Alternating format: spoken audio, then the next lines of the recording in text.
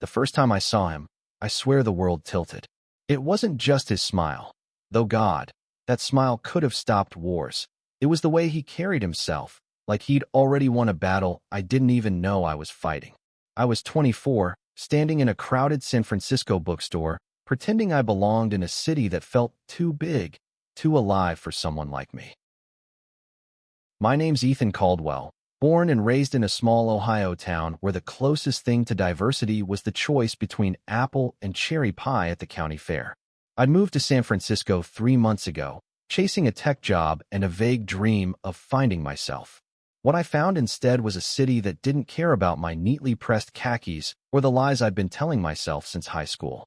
Lies like, I'm straight, I'm normal, I'm fine. The bookstore was packed that evening, a launch event for some local poet's chapbook. I wasn't there for the poetry. I didn't even read poetry. I was there because my coworker, Priya, had dragged me along, insisting I needed to experience the city's soul. I stood awkwardly by a shelf of graphic novels, sipping overpriced coffee, when he walked in. His name, I'd later learn, was Javier Torres.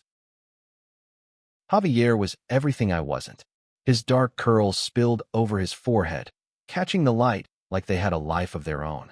He wore a bright yellow scarf that should have looked ridiculous, but instead made him stand out like a beacon. His skin glowed warm brown under the bookstore's soft lights, and when he laughed at something his friend said, it was like the room turned to watch. I didn't realize I was staring until his eyes met mine. That smile, open, unguarded, and just a little mischievous, hit me like a punch to the chest. Careful, man, you're gonna spill that coffee, Priya teased, nudging my elbow. I blinked, my face burning, and looked away. But it was too late. Javier was already weaving through the crowd, heading straight for me. Hey, he said, his voice warm like summer asphalt. You look like you're hiding from the poetry police. I laughed, a nervous bark of a sound. Is it that obvious? Only to someone who's been where you are. He leaned against the shelf, close enough that I could smell his cologne, something spicy, like cinnamon and cedar. First time at one of these? Yeah, I admitted. I'm not exactly a poetry guy. Me neither, he said, his eyes crinkling. I'm just here for the free wine and the chance to pretend I'm deep. He held out his hand. Javier. Ethan, I said, shaking it. His grip was firm, his palm warm, and I let go too quickly, my heart thudding like I'd just run a mile. We talked for the rest of the event. He was a graphic designer, born in Oakland, with a laugh that made my stomach flip and stories that made San Francisco sound like a living, breathing thing. I told him about Ohio, about my job coding apps for a startup, about how I still got lost on the BART. He listened like I was the only person in the room, and when he smiled again, I felt something crack inside me, a wall I'd spent years building without even knowing it. By the time the event ended, Priya had vanished into the crowd, and Javier was asking if I wanted to grab a drink at a bar down the street. I said yes before I could overthink it. We ended up at a dive bar called the Rainbow Room, its walls plastered with Polaroids and pride flags. I'd never been anywhere like it. The air buzzed with laughter, music, and the clink of glasses, but all I could focus on was Javier, sitting across from me, his knee brushing mine under the table. So, Ethan, he said, swirling his beer. What's your deal? You don't strike me as the tech bro type. I shrugged, my throat tight. I don't know. Just trying to figure things out, I guess. He tilted his head, studying me. You're running from something, aren't you? The question caught me off guard, like he'd seen straight through me. I wanted to deny it, to laugh it off, but his eyes held mine, steady and kind. For the first time in years, I didn't feel like I had to lie. Maybe, I said finally, but I don't know what. He nodded, like he understood. You'll figure it out. This city's good for that. We stayed until the bar closed, talking about everything and nothing. His art, my coding, the way San Francisco felt like a different planet. When we stepped outside, the fog had rolled in, wrapping the streetlights in a hazy glow. Javier turned to me, his scarf catching the light, and said, You should come to my art show next week. It's at a gallery in the Mission. I'll text you the address. I realized then that we'd exchanged numbers at some point, though I didn't remember when. Yeah, I said, my voice unsteady. I'll be there. He smiled again, that same smile that had undone me in the bookstore, and walked away into the fog. I stood there, my breath visible in the cold, feeling like I'd just stepped off a cliff. That week, I couldn't stop thinking about him. At work, I'd catch myself staring at my code, seeing his face instead of the screen. At night, I'd lie awake, replaying our conversation, analyzing every word, every glance. I told myself it was nothing, just a new friend, just a guy who was easy to talk to. But deep down, I knew better. I'd spent years ignoring the part of me that noticed guys the way I was supposed to notice girls. In Ohio, that part had to stay buried. In San Francisco, it was clawing its way out. The gallery was a small, colorful space tucked between a taqueria and a vintage shop. Javier's art covered the walls, bold, abstract pieces in reds and blues, like emotions spilled onto canvas. He greeted me at the door, his smile brighter than the gallery lights. "You came," he said, like he'd been worried I wouldn't. "Of course," I said, trying to sound casual. "This is incredible." He led me through the exhibit, explaining his pieces with a passion that made my chest ache. One painting, a swirl of gold and black, was called Unraveled. "It's about coming undone," he said, his voice soft. "Letting go of who you think you're supposed to be." I swallowed hard, my throat tight. "Sounds heavy." "It is," he said, looking at me. "But it's worth it." We spent the night talking, laughing, stealing glances. I felt like I was waking up, like I'd been sleepwalking my whole life until now. When the gallery closed, we walked through the Mission, the streets alive with music and chatter. He stopped at a mural-covered wall, his shoulder brushing mine. "Ethan," he said, his voice low, "you ever feel like you're pretending to be someone you're not?" "All the time," I wanted to say. "Every day of my life." But I couldn't get the words out. Instead, I nodded, my heart pounding. He reached out, his fingers grazing my hand. "You don't have to pretend with me." I froze, my breath catching. His touch was light, but it burned through me, unraveling every lie I'd ever told myself. I wanted to pull away, to run, to bury that feeling deep where it couldn't hurt me. But I didn't. I stood there, his hand warm against mine, and for the first time, I let myself feel it. The next morning, I woke up with Javier's words echoing in my head. "You don't have to pretend with me." I stared at the ceiling of my tiny Mission District apartment, the sunlight slanting through the blinds, and tried to make sense of the storm inside me. My whole life, I'd followed a script: good grades, good job, good straight guy from Ohio. But Javier's touch, his smile, his presence, it was rewriting everything. I spent the day distracted, my code at work a mess of errors. Priya noticed, of course. She leaned over my desk, her braids swinging. "You okay, Ethan? You've been staring at that screen like it insulted your mom." I forced a laugh. "Just tired." She raised an eyebrow but didn't push. Priya had a knack for knowing when to let things lie. Still, I couldn't shake the feeling that she saw more than I wanted her to. That evening, Javier texted me, "Want to grab dinner? There's a killer taco truck by Dolores Park." My heart did a stupid flip, and I typed back sure before I could overthink it. I met him at the park, where the city's pulse seemed to hum under my feet. Javier was already there, leaning against a palm tree, his yellow scarf swapped for a green one that made his eyes look like they held secrets. "You're late," he teased, tossing me a grin. "By, 2 minutes." I shot back, my nerves easing under his warmth. We grabbed tacos and sat on the grass, the city sprawling below us. The air smelled of grilled meat and eucalyptus, and for a while, we just ate and talked about his latest art project, about my disastrous attempt to surf last weekend. But the whole time, I was hyper-aware of him, the way his hands moved when he talked, the way his laugh seemed to vibrate through me. "So," he said, wiping hot sauce off his chin, "you ever gonna tell me what you're running from?" I froze, my taco halfway to my mouth. "I'm not running," I said, but my voice sounded thin, unconvincing. Javier tilted his head, his eyes soft but piercing. "Come on, Ethan. I see it. You're carrying something heavy. You don't have to tell me, but I'm here." I wanted to tell him. I wanted to spill it all. The years of pretending, the high school crushes I'd buried, the way my dad's voice still echoed in my head, telling me to be a man. But the words stuck in my throat, too big, too raw. Instead, I said, "It's complicated." He nodded, like he'd expected that. Life's complicated. Doesn't mean you have to go through it alone. His words hit harder than I expected. I looked away, focusing on the city lights twinkling below, trying to steady my breathing. Javier didn't push, just sat there, his shoulder close enough to mine that I could feel his warmth. It was enough to make me want to lean in, to close the gap, but fear held me back like a leash.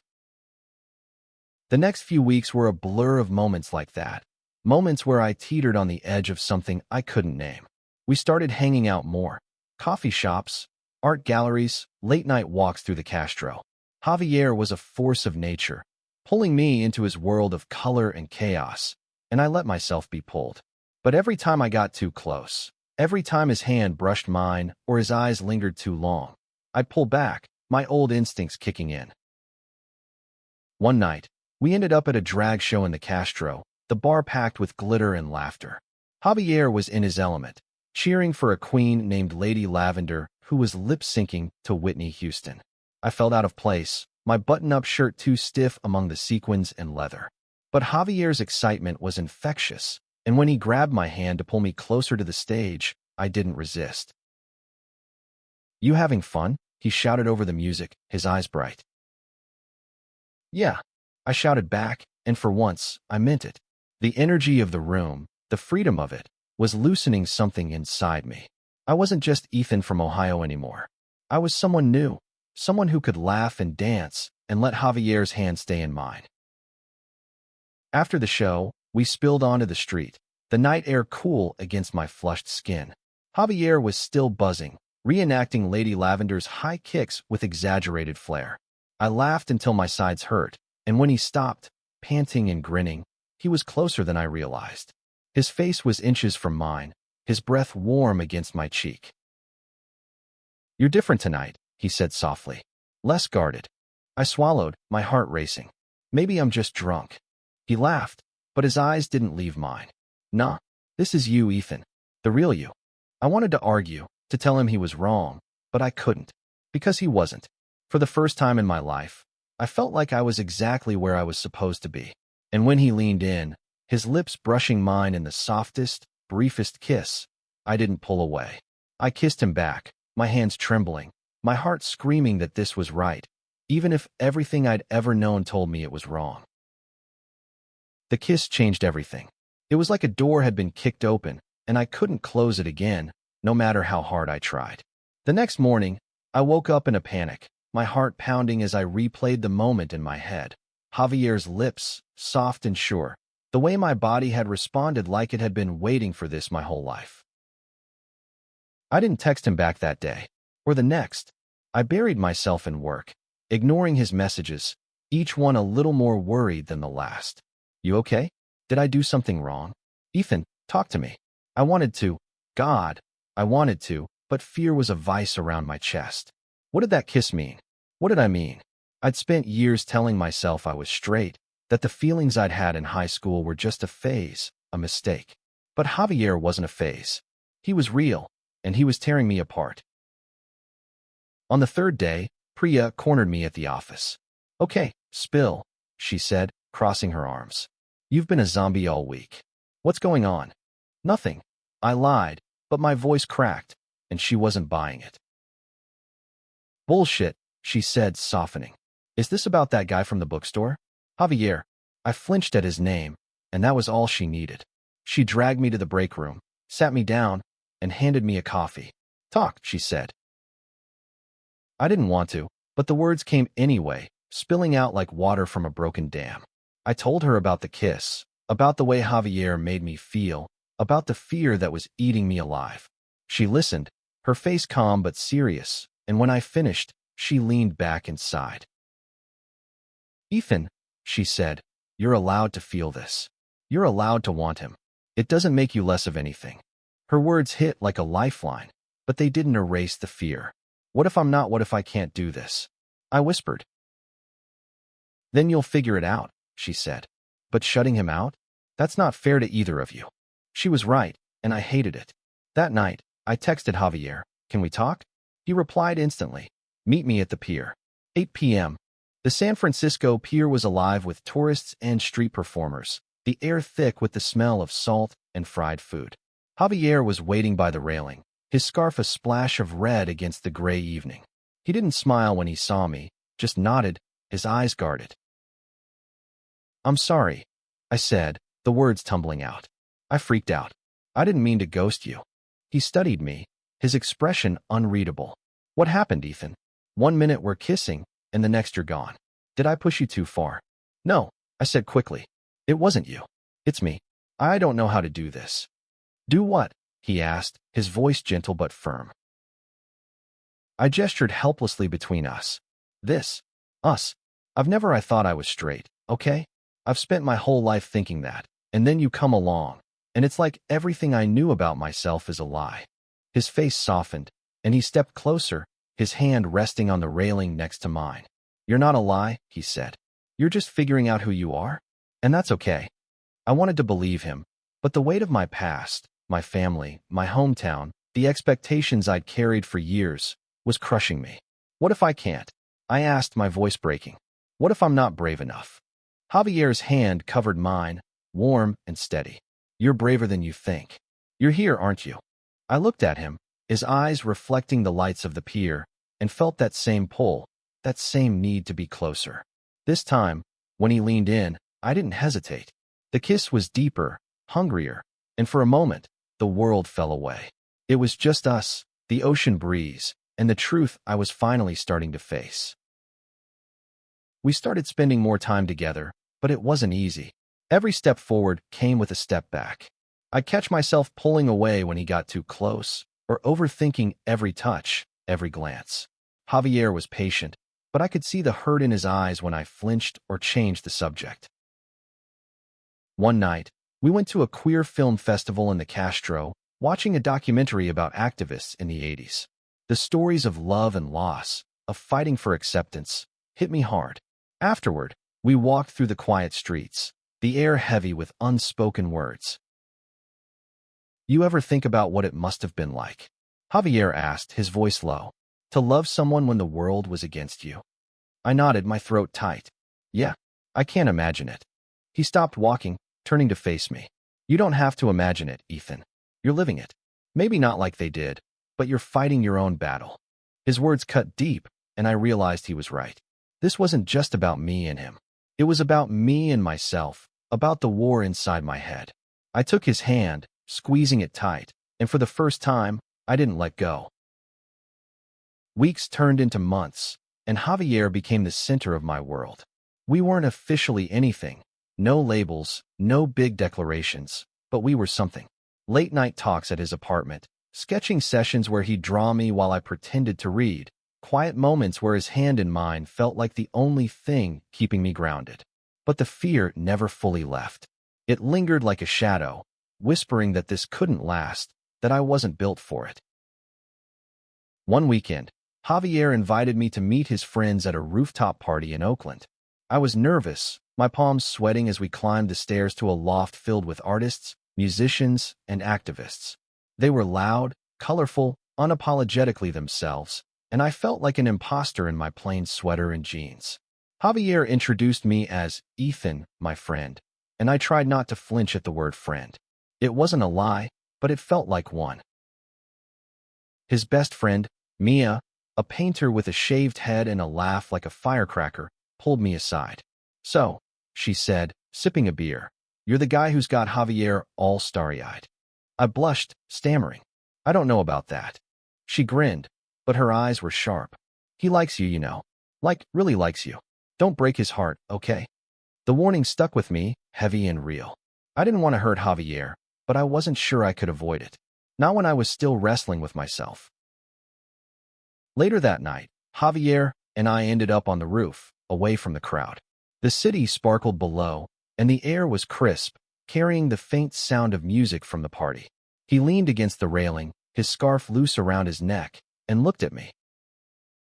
"You're quiet tonight," he said. "Everything okay?" I wanted to say yes, to brush it off, but Mia's words were still ringing in my ears. "I don't know if I'm good for you," I admitted, my voice barely above a whisper. He frowned, stepping closer. What's that supposed to mean? I'm a mess, Javier, I said, the words spilling out. I'm still figuring myself out. And you're so sure of who you are? What if I drag you down with me? He took my face in his hands, his touch gentle but firm. Ethan, I'm not asking you to have all the answers.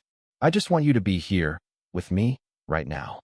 His words broke something in me, and I kissed him, hard and desperate, like I could pour all my fear and hope into it. He kissed me back, his hands sliding to my waist, and for a moment, I believed it could be that simple. But it wasn't. The next week, my dad called. I hadn't talked to him in months, not since I'd moved to San Francisco. His voice was gruff, familiar, carrying the weight of my childhood. You coming home for Thanksgiving? He asked. I hesitated, my stomach twisting. I don't know, Dad. Work's crazy. He grunted, unimpressed. Your mom misses you. So do I. Don't forget where you come from, Ethan.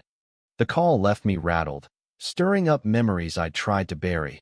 His lectures about being a man, his disapproval of anything that didn't fit his narrow view of the world.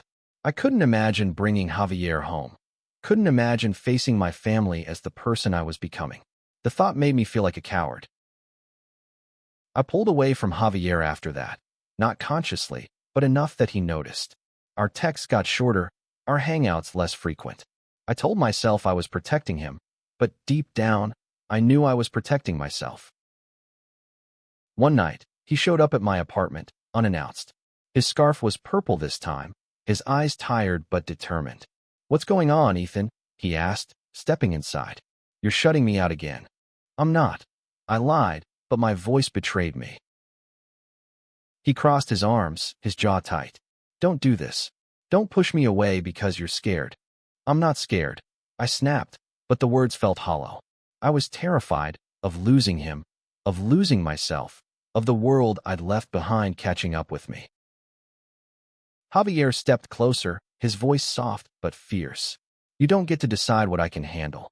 I'm in this, Ethan, all the way, but you have to meet me halfway. I wanted to. God, I wanted to. But the weight of my past, my fears, my lies, it was too much. I looked at him, his face open and vulnerable, and I couldn't find the words. So I said nothing, and he left, the door closing softly behind him. The days without Javier were gray, like the color had been sucked out of the world. I went through the motions, work, gym, sleep, but everything felt empty. Priya tried to pull me out of it, dragging me to trivia nights and coffee runs, but I was a ghost, haunted by the memory of his smile, his touch, his voice. One night, I found myself scrolling through his Instagram, torturing myself with photos of him at art shows, laughing with friends, living his life without me. There was a new post, a painting of two figures, their hands almost touching, surrounded by a storm of color. The caption read, "For the ones who are still finding their way." I knew it was about me, and it broke my heart. I couldn't keep doing this. I couldn't keep running from myself. So I made a decision. I called Javier, my hands shaking as the phone rang. Ethan, his voice was cautious, like he was bracing for another blow.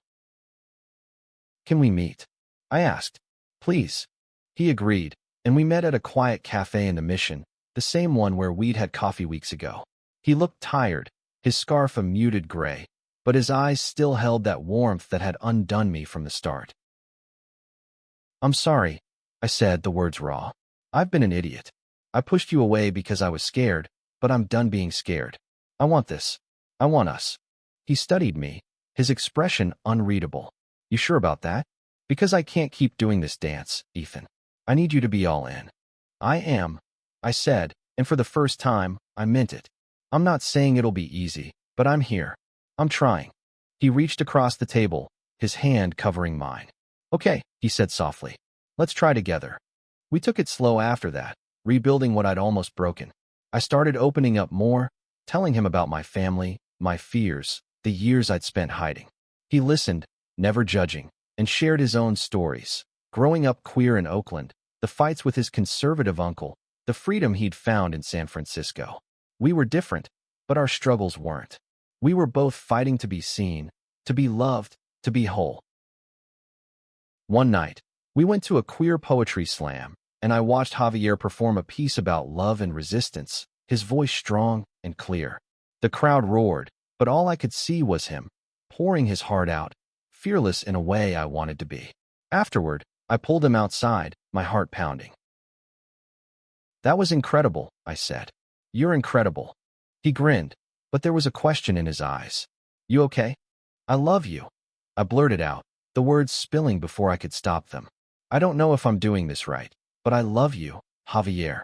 His eyes widened, then softened, and he pulled me into a kiss that felt like coming home. "I love you too," he whispered against my lips, and for the first time, I believed I could be enough. Saying, "I love you," was like stepping into a new world.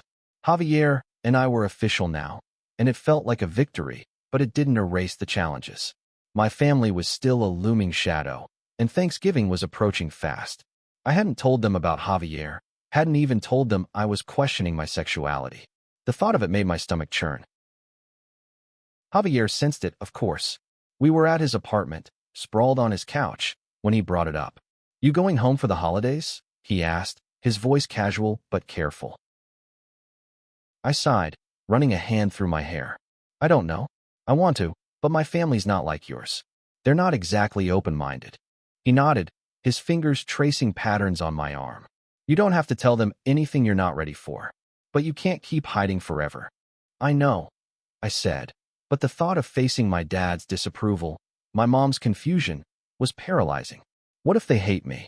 "Then they're idiots," he said, his voice fierce. "But you won't know until you try. And whatever happens, I've got your back." His words gave me courage, but not enough to make the call. Instead, I decided to stay in San Francisco for Thanksgiving, inviting Javier to spend it with me and Priya. She hosted a Friendsgiving at her apartment, a chaotic, joyful mess of food, music, and laughter.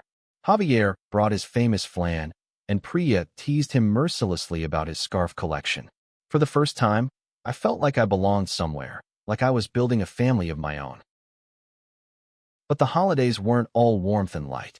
A week before Christmas, I got a call from my mom. Her voice was shaky, and I knew something was wrong. "Your dad's in the hospital," she said. "Heart attack. It's not good, Ethan." I flew to Ohio the next day, my mind a tangle of fear and guilt. Javier wanted to come, but I told him no, that I needed to do this alone. He hugged me tight at the airport, his scarf tickling my cheek. "Call me if you need me," he said. "I'm here." The hospital in Ohio felt like stepping back in time. Sterile, quiet, nothing like the vibrant chaos of San Francisco. My dad was awake, but weak, his face pale against the hospital sheets. My mom was there, her eyes red from crying. We talked about safe things, his recovery, my job, but the weight of everything unsaid hung between us. One night, sitting by his bed, I couldn't hold it in anymore. "Dad," I said, my voice trembling. "There's something I need to tell you." He looked at me, his eyes tired but sharp. "What is it, son?" I took a deep breath, my heart pounding. "I'm in love. With a guy. His name's Javier." The room went silent, the only sound the beep of the heart monitor. My dad's face hardened, and for a moment, I thought he'd yell, or worse, say nothing. But then he sighed, his shoulders sagging. "You're my son," he said finally. "I don't understand it, but I don't want to lose you." It wasn't acceptance, not fully, but it was a start. I nodded, tears burning my eyes, and squeezed his hand. I flew back to San Francisco on New Year's Eve, my heart lighter, but still heavy with questions. Javier met me at the airport, his scarf a bright blue that matched the winter sky. He pulled me into a hug, and I held on tight, grateful for his warmth, his steadiness. "You okay?" he asked, searching my face. "Yeah," I said, and for the first time in a long time, I meant it. I told my dad about us. His eyes widened. "How'd that go?" "Better than I expected," I admitted. "He's not thrilled, but he's trying." Javier smiled. That same smile that had shattered me months ago. "That's huge, Ethan. I'm proud of you." We spent New Year's Eve at a party in the Castro, surrounded by lights and music and people who loved unapologetically. As the countdown began, Javier pulled me close, his lips brushing my ear. "Here's to us," he whispered. "To being real." When the clock struck midnight, we kissed, the crowd cheering around us, and I felt something settle inside me. I wasn't fully healed, wasn't fully sure of myself, but I was here, with him, and that was enough. Months later, we moved in together, a small apartment in the Mission with a view of the city skyline. It wasn't perfect. Our fights were loud, our love louder, but it was ours. I started therapy, working through the years of shame and fear, and Javier was there every step, his patience a quiet strength. One evening, we were walking through Dolores Park, the sunset painting the sky in pinks and oranges. Javier stopped, pulling me to a bench. "You know," he said, his voice soft, "I knew you were trouble the first time I saw you." I laughed, nudging him. "Trouble? Me?" "Yeah," he said, his eyes warm. "The best kind." He took my hand, his fingers intertwining with mine, and I realized how far I'd come. I thought I was straight, thought I had to be someone else to be enough. But Javier's smile, his love, had shown me the truth. I was enough, just as I was. The city stretched out before us, alive and vibrant, a testament to the lives we were building together. And as the sun dipped below the horizon, I knew, with every piece of my heart, that I was home.